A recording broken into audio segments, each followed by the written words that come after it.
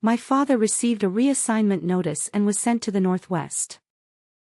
My mother made 2 bowls of noodles. Whoever gets the boiled egg will come with us. My sister, who had always been lucky, didn't get the egg, but I, who had never won anything, did. At dawn the next day, my mother took me and my father onto the train for re-education. Your father and I are always fair, you won, so you should stay by your parents' side. Your sister was unlucky, so we've already cut ties with her. Let her read useless books and fend for herself.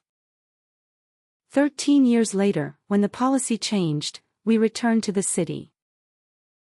My mother made 2 bowls of noodles again. This time, my sister got the egg. My mother took it for granted. We're always fair, your sister won, so the marriage with Gu Yuanzhou goes to her. You have no education and no looks. Work in the factory for 2 years first, save enough for your dowry, and then we'll find you a decent family. My sister lowered her head and ate the noodles, quiet and refined, wearing a stylish Dacron dress. I looked at my rough, cracked hands and my faded, patched cuffs, and suddenly laughed. I wouldn't make a scene like in my previous life, be locked up for 6 days, and die alone. I nodded slowly and resolutely headed for Shenzhen. The 1980s were fertile ground for entrepreneurship. Men were nothing, I wanted endless wealth. My parents weren't surprised by my agreement. My sister paused for 2 seconds, her ears turning red. After the meal, I washed the dishes, and my sister Jiang Shuha couldn't help but ask in the main hall, "Mom, Yang Shuha valued brother Yuanzhou more than her own eyes, how could she easily give up this marriage to me?" My mother chuckled. "Nowadays marriage is free, how can you say she gave it to you?" She glanced outside, saw me washing the dishes obediently, and sighed. "Look at her, yesterday at the photo studio, they asked if she and I were sisters.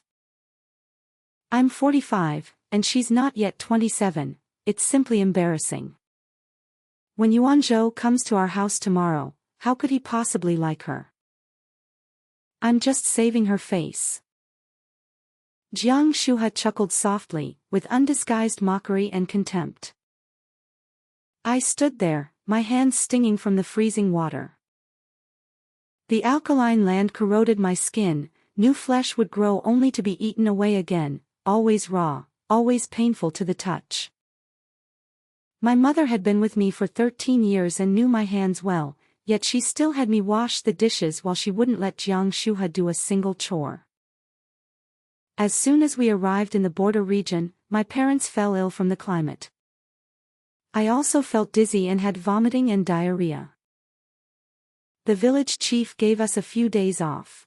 I adapted, but my parents didn't. I had to do double the work alone. The wasteland soil was hard and compact, roots intertwined, a single swing of the hoe jarred my hands and left only a shallow mark. After my first day of work, I came home with over a dozen blisters. My mother's first reaction was to pop them with a needle. "They'll heal faster if you pop them. I'll wash the dishes tonight, but you can't slack off tomorrow." The next day, my raw flesh soaked in the salt water, like a million ants gnawing at me. I gritted my teeth but couldn't last, I fainted from the pain. When I woke up, my mother fed me a spoonful of medicine and slapped me. "This medicine was sent by your sister at the risk of being criticized. She was cut off and abandoned, yet she still remembers to contribute to this family. And you? After a few days of work, you're covered in blisters and fainting, you can't handle any hardship. Only in my previous life, at the end, did I learn this was my mother's reverse psychology. Jiang Shuha had never sent any medicine. She'd ignored my letters begging for it. Because before we left, my mother had told her not to bother with any letters from the border region, to focus on her studies, that everything would be taken care of by me. They had silently agreed to treat me as a blood bag, a stepping stone for Jiang Shuha's rise. My father stood by without saying a word for me. Only after my mother left did he slip half a steamed bun into my hand. Your mother is a teacher, used to being strict, don't hold it against her. After finishing that half bun, there was no food left at home. I had to take my pickaxe and, bleeding and gritting my teeth, dig out our 3 rations, stroke after stroke. Half a year later, when I thought my parents had finally adapted and could share some of the burden, my father fell from a beam. The doctor said his bones were fractured and he needed rest and constant care. The caregiving fell to my mother without discussion. I had no reason to argue, so I gritted my teeth and kept going, digging by day, repairing ditches, piling manure, and cooking, washing, and tidying at night. 13 years of reclamation. 13 years of digging hard soil, repairing ditches, carrying the load of 2 adults. When the photo studio owner pointed at my mother and asked if she was my sister, my mind went blank for a few seconds. I was furious, but when I turned to look in the mirror, I saw myself. My skin was dark and dull, like coarse sandpaper. I was thin and gaunt, my cheeks hollow. My clothes were faded, my trousers patched layer upon layer. Standing next to Jiang Shuha, I looked like someone from another era. She wore pigtails, a trendy checkered shirt, and carried architectural blueprints, an educated intellectual. I had cropped hair for convenience, wore a faded, patched coarse shirt, and carried vegetables and pork for dinner, a poor peasant woman. Jiang Shuha laughed lightly. Boss, you're so funny.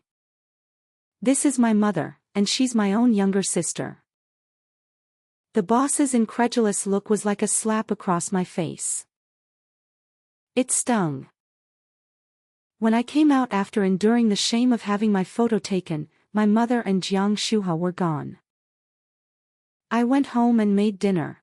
The 2 of them returned with bags and packages. My sister had a new sky blue dacron dress with lace trim, shimmering in the warm yellow light, stabbing my eyes.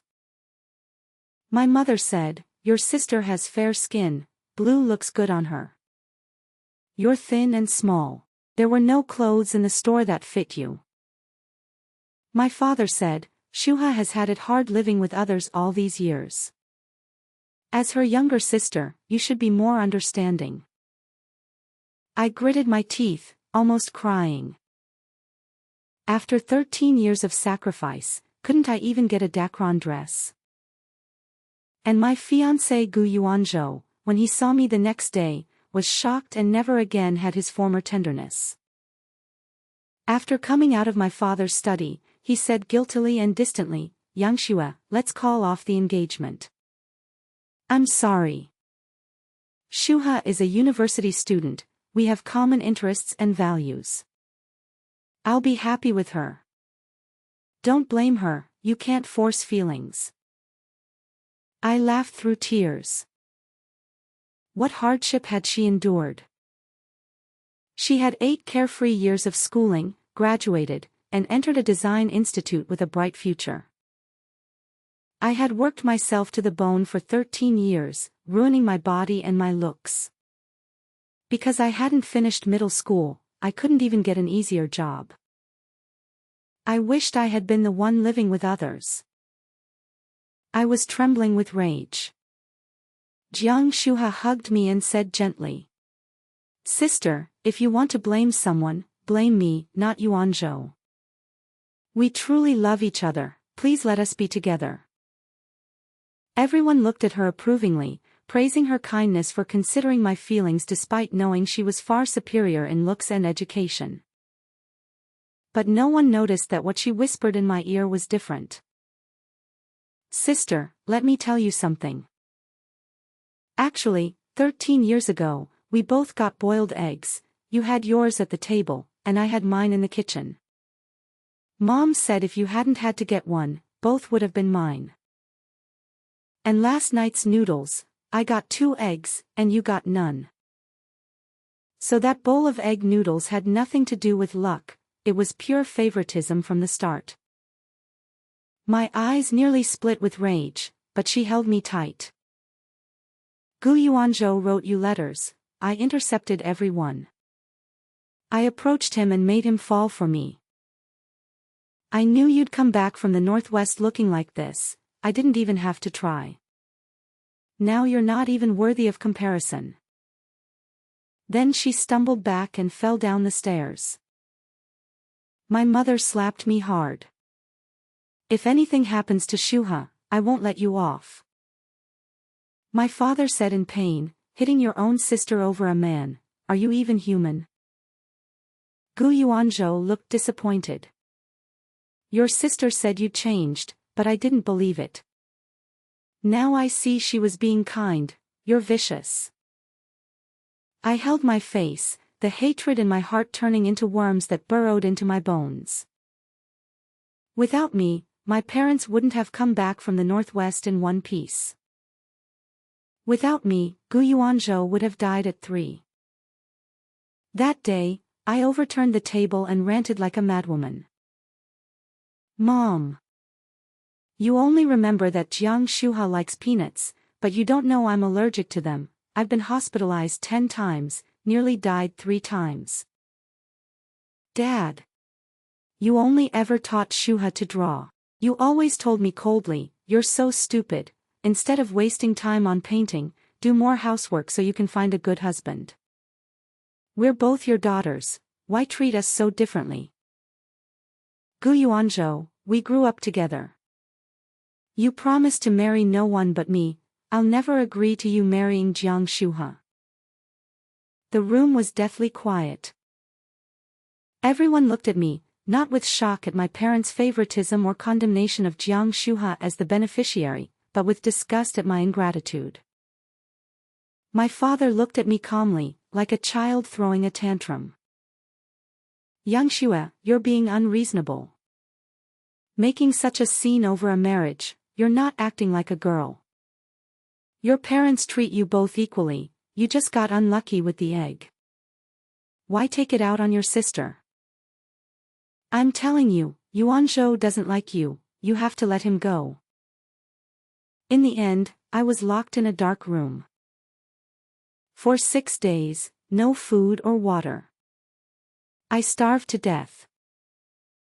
Just before I died, I heard the crackle of firecrackers outside. Everyone was celebrating Jiang Shuha and Gu Yuanzhou's wedding. Inside the house, my mother and Jiang Shuha were whispering, glancing my way. I put away the dishes and walked to my room. I started calculating through the night. Early the next morning, Gu Yuanzhou came with Uncle and Aunt Gu. My father wore a new Zhongshan suit, looking refined.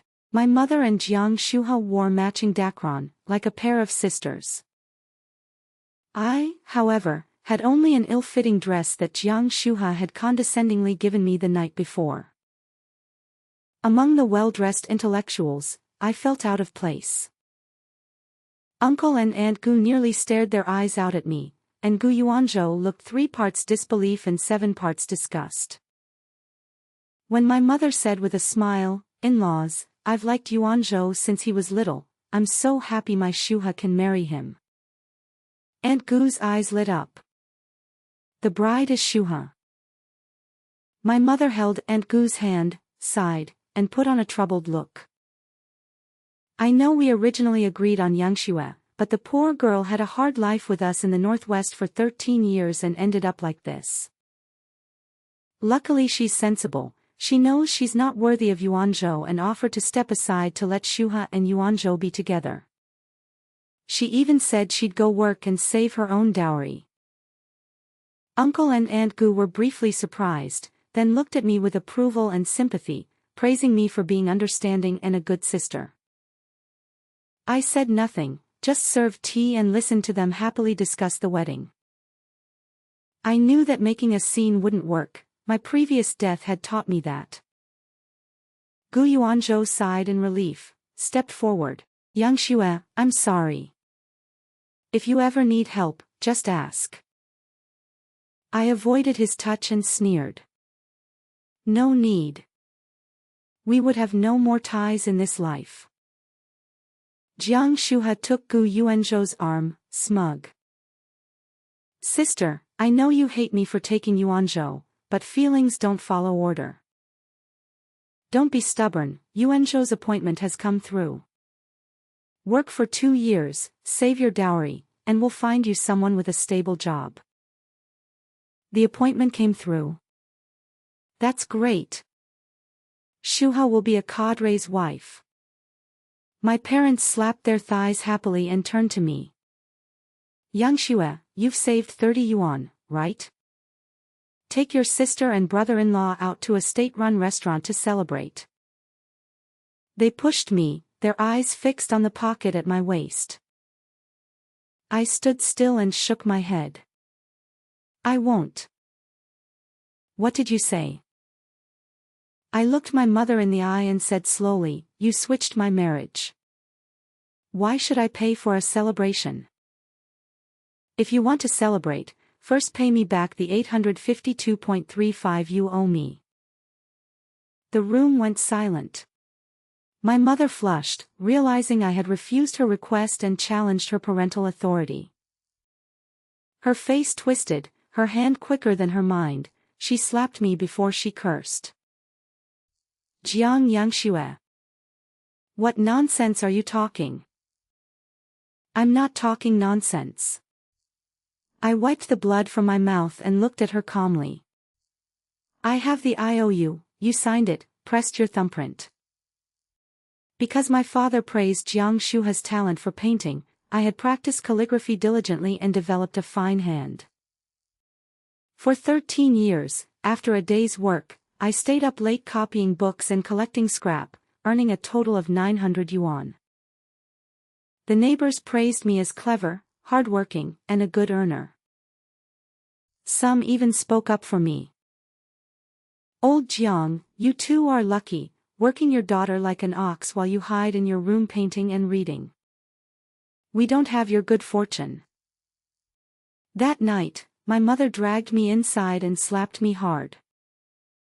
You're so good at playing the good person, helping with chores and getting people to take your side and criticize us. From now on, every penny we spend from you will be put on an IOU. When you earn, you'll be repaid every cent. I pulled out a biscuit tin from the room that had been a storage closet. Inside was a stack of IOUs 5 centimeters thick. Dates, signatures, red thumbprints. Everything. My parents froze, staring at the pile, lips pressed together. Everyone else was silent, exchanging glances. I picked up the top IOU and read slowly, today, Jiang Rizhao owes Jiang Yangxue 11.8 yuan for paintbrushes. This IOU is hereby issued as proof. From March 1970, for 11 years.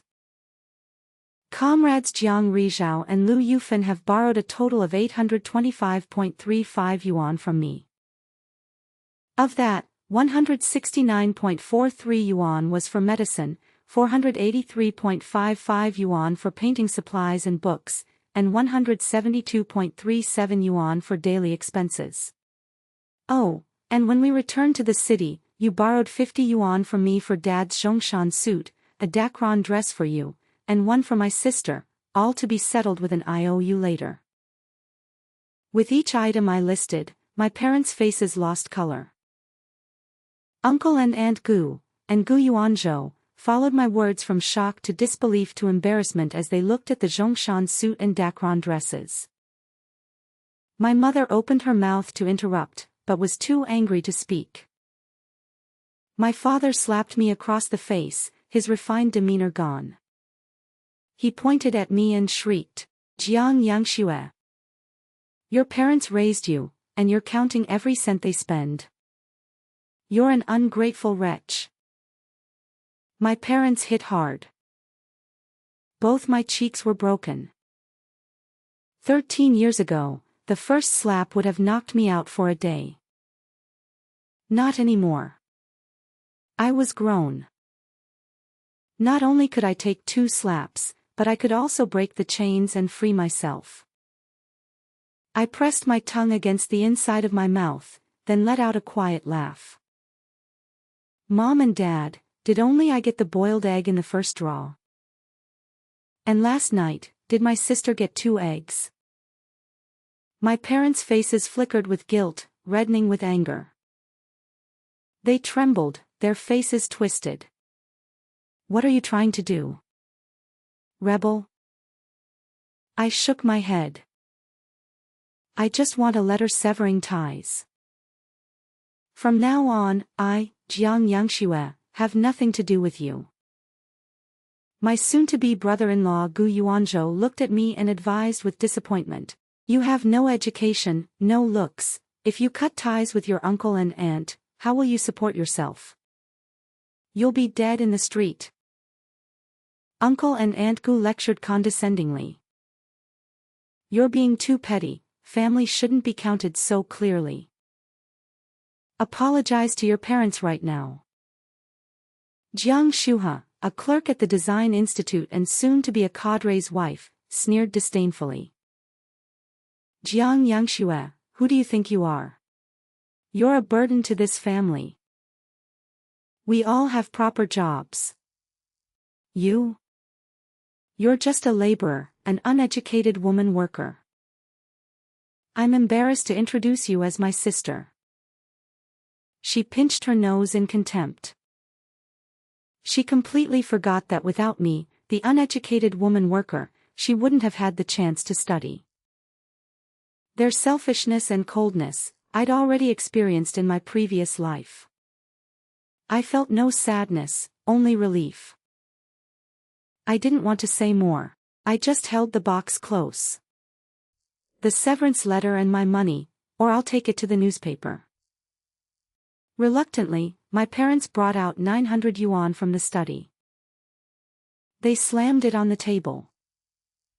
From today, you have nothing to do with the Jiang family. Let's see what you, a middle school dropout laborer, can achieve. He wrote quickly, and the severance letter was tossed to the ground. Like me, used up and discarded. No one spoke. Only Jiang Shuhe sneered, keep it up. Even if you die on my doorstep, I won't bat an eye. I picked up the letter. It read, Jiang Yangxue, unfilial, envious, worse than an animal, a petty person. From this day, the Jiang family cuts all ties with her. Her life and death have nothing to do with us. I dusted it off and put it carefully in my chest. Then I grabbed my already packed bag and pulled open the door. From then on, the sky was wide and the sea open. Jiang Yangxue would roam freely. After 3 days and 2 nights on the train, I finally reached Shenzhen. I headed straight north. In my previous life, I'd met a girl in the northwest, a sister who had also gone to the countryside with her parents. After I returned to the city, she wrote that her parents had been rehabilitated and asked me to visit her in Shenzhen. But a few days later, I heard she had drowned herself over a forced marriage. She was the hardest working, most filial girl I knew. She shouldn't have died at 25. Following the address from memory, I found an old neighborhood. At the alley entrance, I heard a commotion mixed with crying. Mom, I don't want to marry. If you don't marry, how will your brother get the bride price for a cadre's daughter? You'll have to marry sooner or later. Erga's family sells coffins, but they're rich. You'll be a wealthy wife. Don't be foolish. But. No buts. I'm telling you, the matchmaker is coming today. Cry again and I'll slap your mouth. The sobbing stopped, and a girl ran out. Xiaodi. Yangxue. Zhou Xiaoti's tears weren't dry yet. She ran to hug me excitedly. She took me to a rice noodle shop at the alley entrance, and I asked, "What was that about?" Zhou Xiaoti's eyes reddened again. She shook her head instinctively. "If you don't tell me, I won't do business with you either." I held her cold hands and looked straight at her. "I want to sell clothes. I've got the money and the place. I'm asking you to join." Zhou Xiaoti stiffened. "What? You want to do business? Are you crazy? We're women, how can we show our faces in public? We can be worked like oxen, but not show our faces." I laughed lightly and told her everything. "You know my situation. I cut ties with my parents and left. I won't blame you if you don't want to join. But about the marriage. If you have any trouble, don't bear it alone, come find me." Zhou Xiaoti's eyes darted, her face full of worry. I wrote down the address of the hostel where I was staying and started preparing for the clothing business. Although I had been reborn, I had died young. I only remembered listening at dinner to Gu Yuanzhou and my father talk about the economy, that clothes were cheap in Shenzhen and could be sold in the north for several times the price. I spent 3 days visiting all the clothing markets in Shenzhen. After I had a plan, I decided to find Zhou Xiaoti one last time. At the alley entrance, I heard Zhou's mother whispering with another woman. "The brat dares to say she won't marry and wants to do business, with her cowardice. When the rice is cooked, when she loses her virginity, she'll have to marry even if she doesn't want to. If Xiaoti were obedient, we wouldn't have to do this, such an unfilial daughter." My blood boiled. Not suicide by jumping into the river, she was driven to it by being sent to another man's bed. "You beasts!" I grabbed a kitchen knife from the outdoor stove and ran upstairs. Zhou Xiaoti's despairing cries filled the room, but no one stopped it. It took a dozen chops to break the lock. She was tied to the bed, a one-legged man on top of her. My insides burned. I kicked him off the bed and untied her. "Yang Xue, I don't want to live." Zhou Xiaoti wept blankly, her face full of despair. I ached for her and slapped her across the face. "Even if the bastard had succeeded, you should kill them all and then turn yourself in, not die." When Zhou's mother followed and saw the scene, she stamped her feet in frustration. Luckily, the comrades arrived in time. It was the period of harsh crackdowns. Zhang Ergu was sentenced to death by shooting. Zhou's mother ground her teeth, looking at me as if she wanted to devour me. I held the traumatized Zhou Xiaoti and asked cruelly, "If you don't know what to do next, I have an idea." She looked at me, still trembling. I said steadily, "Cut ties with your parents. This time it was Ergu, next time it'll be Wang Matzi. If I hadn't come today, you would have drowned. And even after that, your parents wouldn't have shed a tear." I held her tighter. "I can give you 300 yuan to buy your freedom. Even if you don't want to do business with me, that's okay. I won't push you. In 2 days, I'm going to Hacheng. If you've decided, come with me." Zhou Xiaoti clutched the train ticket and the 300 yuan, silent for a long time. Even reborn, I couldn't control others' fates. Some things, they had to decide for themselves. I packed the goods for Hacheng and, 2 days later, boarded the train. The station was full of travelers and merchants, their faces filled with hope and desire for money. Train Z999 to Hacheng is now boarding. As I was checking in, Yang Xue someone called from behind. I turned. It was Zhou Zhaodi. She had a canvas bag on her back and was waving breathlessly. Yang Xue, I'm coming with you. I smiled and opened my arms. She ran into them and said quietly, Yang Xue, thank you. I nodded. In my heart, I thought, no need to thank me. In our past lives, we both died that autumn. In this life, we would live to a very old age. Business in Hacheng went smoothly, 500 yuan in cost, 800 in profit. After selling the last piece of clothing, Zhou Zhaodi and I ate at the fanciest restaurant in town. Braised pork slices, fried meat strips, sauced bones, these meat dishes we'd never dared to dream of. At home, all the good things were saved for Jiang Shuhe. At Zhaodi's, for her brother. Watching the heavy snow outside, I rested my head on the window and suddenly said, let's change our names. Yang Xue, born in a sheep pen during a snowstorm. I don't like this name. Zhou Zhaodi smiled and nodded. Okay, let's change our names. I want to be called Jinyu, as precious as gold and jade. All right. I smiled, thought for a few seconds, and said, then I'll be Manfu, blessed from head to toe. From then on, blessed with as many boiled eggs as I could eat. Blessed with endless money. Blessed with a long life. The reform and opening up were in full swing.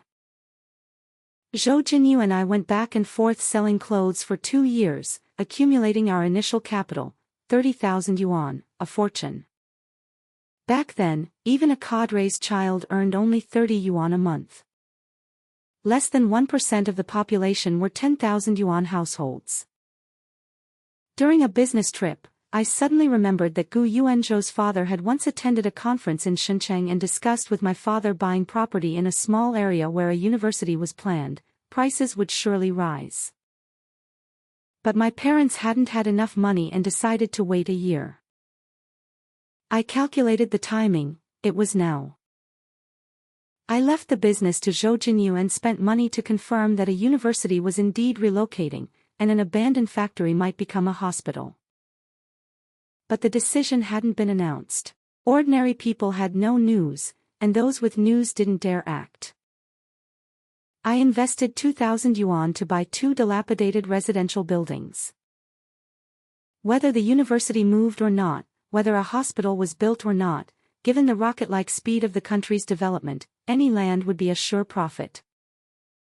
I put away the landlord's keys and was about to leave when I unexpectedly saw Gu Yuanzhou and Jiang Shuhe.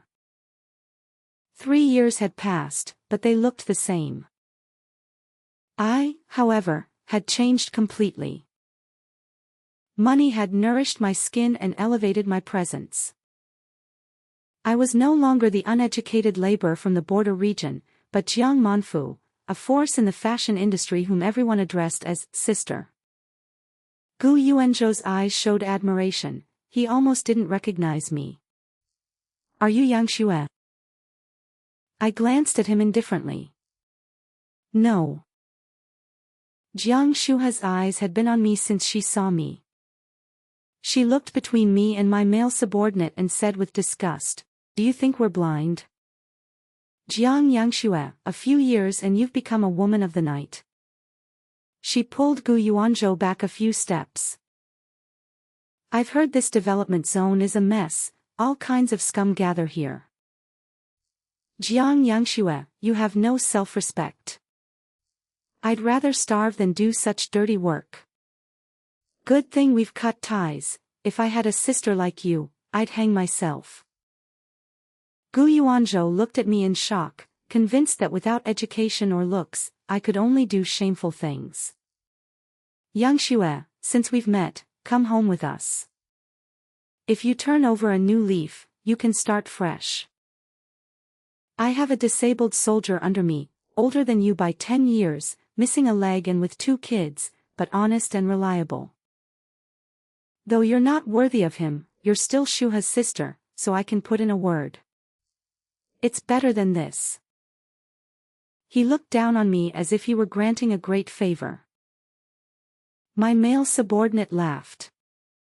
A disabled soldier. Last month, the real estate tycoon's son offered my boss 13 prime development zones as a bride price, and she wasn't interested. If I spread the word, all of Miss Zhang's and Miss Zhou's suitors would tear you two to bloody pieces. Boss? Jiang Shuha pointed at me and laughed incredulously. Her. I glanced at my watch, mentally planning the next international meeting, and couldn't be bothered with them. Xiao Lu, these two are crazy. Drive. Xiao Lu opened the door of the nearby Toyota and held the roof for me to get in. This car is yours.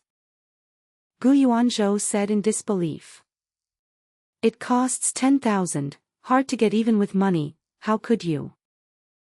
I got in the car and looked at them like trash. Just because you can't do something doesn't mean I can't. Bumpkins, don't block my way. Xiao Lu, also frustrated, drove right past them. In the rearview mirror, I saw them fall to the ground, eating dirt.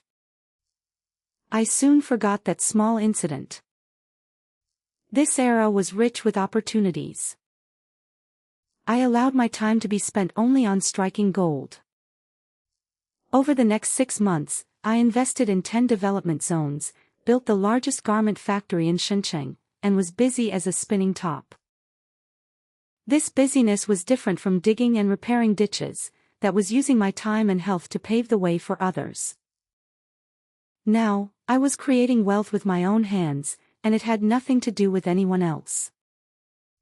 Another year passed, and I was invited to speak as the owner of the country's largest and most numerous clothing franchise. But my parents shattered my peace. They stormed the stage and slapped me. Jiang Yangxue. You are so malicious. With a few dirty pennies you earned by selling yourself, you tricked your sister into investing and left her in debt. Give us 100,000 right now to pay off your sister's debt, and I'll reluctantly acknowledge you again. Everyone was stunned, exchanging glances. The bodyguards moved to pull them away, but I stopped them. Some things had to be said sooner or later. Sir and madam, we've already cut ties. I will hold you legally responsible for this slap. I glanced at my lawyer in the audience, and the gold-rimmed glass lawyer immediately came up and handed out his card. Sir, madam, I am Miss Zhang's personal attorney. You have assaulted my client, I will sue you for intentional injury. My parents' hands trembled with anger. Intentional injury. I am her biological father. Would you sue your own father? Excuse me, I interrupted, my tone flat. We've already severed ties. Do you understand what that means? If not, the law will explain it to you. I looked at them like strangers, without any extra emotion. As for the accusation of luring investment, please provide evidence, or I'll sue for defamation. I quietly waited for their response. You. How have you become like this? My mother was stunned, looking at me with unfamiliarity.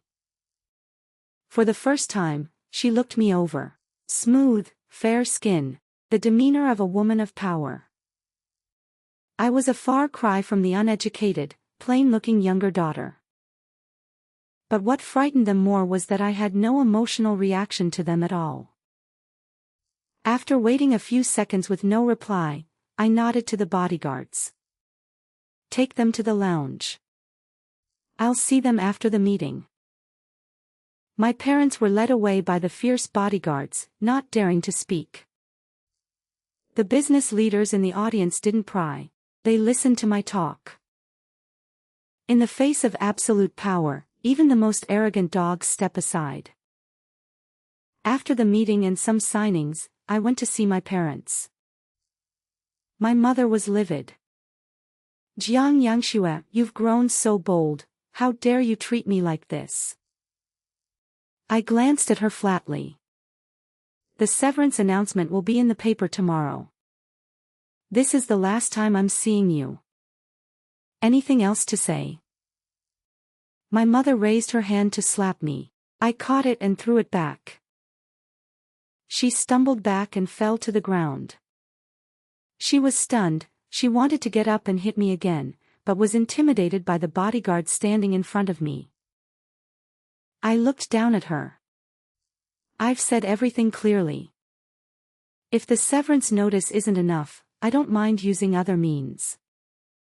A regular clerk like Jiang Shuha borrowing 100,000, there must be some foul play, right? If you don't want her shot, don't do anything stupid.